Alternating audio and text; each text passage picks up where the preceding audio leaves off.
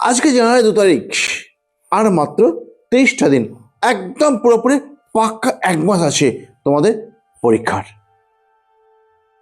এই 1 মাসের মধ্যে কি করণীয় আর কি করলে কি হতে পারে সেটা নিয়ে আজকে আমি আলোচনা করব।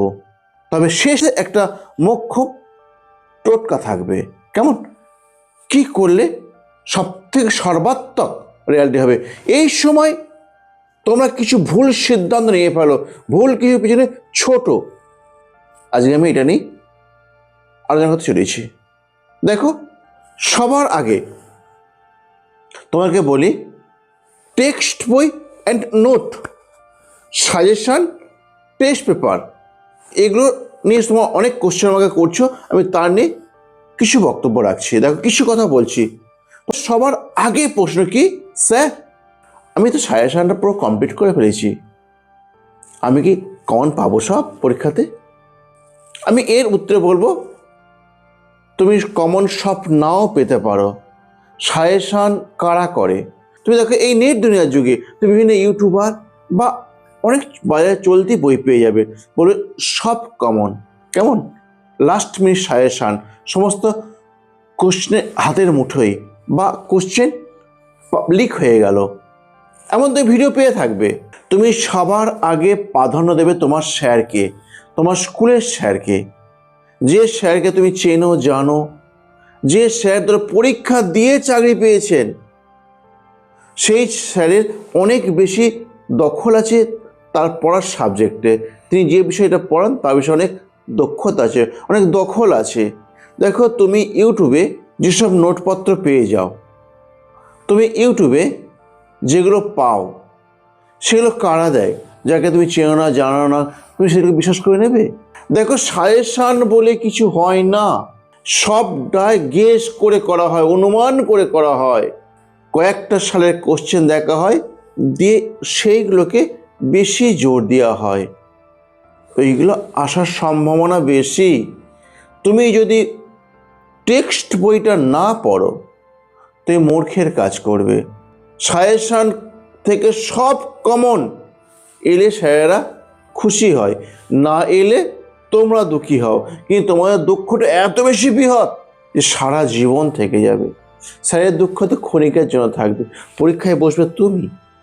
সুতরাং একটুখানি ভাবো, ভেবে পা ফেলো, টেক্সট বইটা আগে পড়ো। তোমার দ্বিতীয় প্রশ্ন হচ্ছে, স্যার আমি টেক্সট বইটা বেশি পড়বো না নোট বেশি পড়বো? এর উত্তর আমি বলবো, তুমি সবার আগে টেক্সট বই পড়ো। সব কোশ্চেন কিন্তু টেক্সট বই থেকে আসবে, সব কোশ্চেন কিন্তু ওই নোট বা তোমাদের পিডিএফ ওইখান থেকে আসবে না। সুতরাং নোট বইটা ভালো করে পড়ো, তাহলে তোমার অনেকটা কাজ আসান হয়ে গেল, অনেকটা না, সবটাই কাজ আসান হয়ে গেল, তুমি সব কমন পাবে। বুঝতে পারলে? তারপরে কোশ্চেন ছিল, স্যার টেস্ট পেপার পড়লে কি সব পেয়ে যাব? টেস্ট পেপার পড়লেও কি সব পাবে এটা বলা খুব শক্ত ব্যাপার। তবে আমি বলতে পারি কি, টেস্ট পেপার পড়লে তো হয়তো 95% তুমি কমন পাবে, আর 5%-এর জন্য তোমার টেক্সট বইটা পড়তে হবে। এরকম দেখা গেছে যে টেস্ট পেপার, তারা সব টেস্ট পেপারটা, যেটা আমি করেছি, টেস্ট পেপারটা সব কমপ্লিট করে ফেলেছি। বুঝতে পেরেছ? যে সেইখানেতে দেখা গেল যে কিছু কোশ্চেন আসলে, ধরো আমি ইংরাজি কিছু কোশ্চেন তুমি আনসিন কমন পাবে না, তুমি গ্রামার কমন পাবে না, তোমাকে কিছু শিখতে হয় জিনিস। তুমি হয়তো অন্য আদার সাবজেক্ট, যেগুলো আমি পড়েছি, যেগুলো আদার সাবজেক্টগুলো তোমাকে একটুখানি হেল্প করলেও করতে পারে, একটু প্রায় সবটাই হেল্প করে দেবে।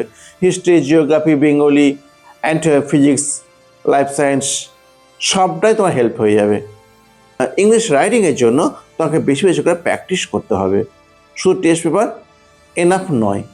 তারপর এই দেখো, উৎসবের মরশুমে না, এই উৎসবের মরশুমে পড়াটা খুব শক্ত ব্যাপার।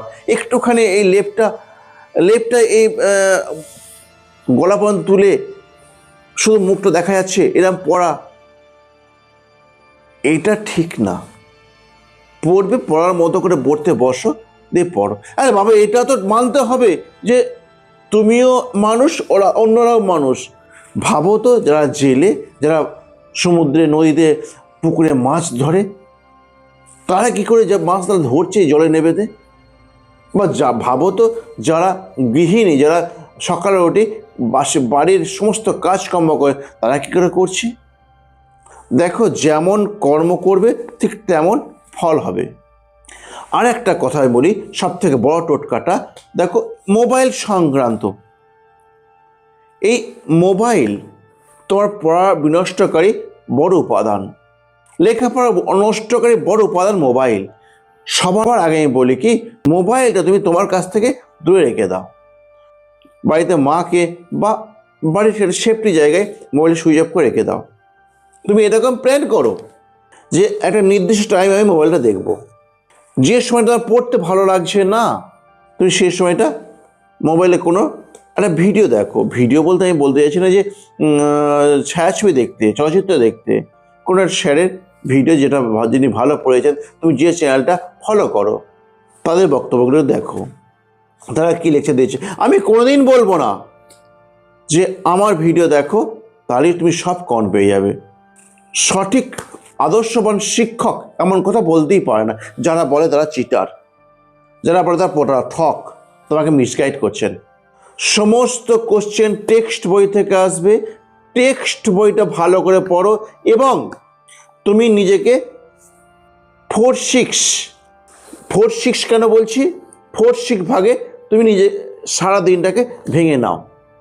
দেখো, তুই 6 ঘন্টা ঘুমাবে, সারাদিন তো 24 ঘন্টার মধ্যে তুই 6 ঘন্টা ঘুমাবে, 6 ঘন্টা পড়বে, 6 ঘন্টা তোমার আদার্স কাজ করবে, অ্যান্ড 6 ঘন্টা তুমি লিখবে এবং মেমোরাইজ করবে।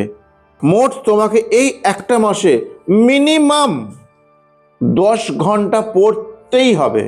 তুমি পড়ার রুটিন কেমন হবে না হবে একটু বানিয়ে নেবে, নিজে নিজে বানাবে। তুমি কোন সাবজেক্টটা দুর্বল আর কোন সাবজেক্টটা তুমি সবল, তুমি সেটা যেটা দুর্বল আছে তুমি সেটা বেশি টাইম দাও। আমি দেখেছি ছাত্ররা কি করে জানো তো, যেটা পারে সেটাই পড়ে যায়। এরকম তো করলে হবে না। তোমাকে অ্যাভারেজ নাম্বার, সব বিষয়ে নাম্বার বাড়াতে হবে। অ্যাভারেজ নাম্বার তোমার গড় নাম্বার বাড়াতে হবে। সুতরাং গড় নাম্বার তখনই বাড়বে যখন সব কটা বিষয়তে তুমি সমান গুরুত্ব দিয়ে পড়বে। কেমন? এছাড়া তোমাদের আর একটা আমি সাজেশান ভিডিও আর কিছুদিন পরেই ছাড়বো। কেমন? সেগুলো দেখো। কিছু প্রবলেম হলে তুমি কমেন্টে যাও এবং কমেন্ট সেকশনে কমেন্ট করো, আমি অবশ্যই তোমাকে বলবো। খুব শীঘ্র আমি 1 শট ভিডিও নিয়ে আসছি ফেদারাল ভার্বের উপরেতে। তবে তুমি খুব সাবধান থাকবে। দেখো, তুমি পরীক্ষা ছাড়া লাইফে একবারই দেবে, সেটা যেন কোনো অংশে খারাপ না হয়। তুমি বলছো যে আমি পরীক্ষা দেবো না। অনেক আজকে একটা স্যার আমাকে ফোন করেছিলেন যে কৌস্তব সে পরীক্ষা দেবে না। আরে বাবা, আমি বলছি শোনো, তুমি এই একটা মাস পরেও ভাইরাল করা যায়। আমি এটা বলতে পারি না যে তুমি এই একটা মাস পরে এই 10 লক্ষ পরীক্ষার্থীর মধ্যে তুমি র্যাঙ্ক করবে।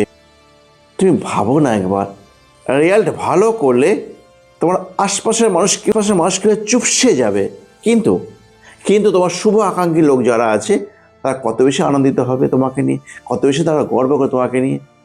তুমি এটা পারবে না? হ্যাঁ, তুমি পারবে। কর্মের দিকে ফোকাস দাও। ফলাফল যাই হোক না কেন, তোমাকে পড়তে হবে, লিখতে হবে, লেখা অভ্যাসটি করবে ভালো করে।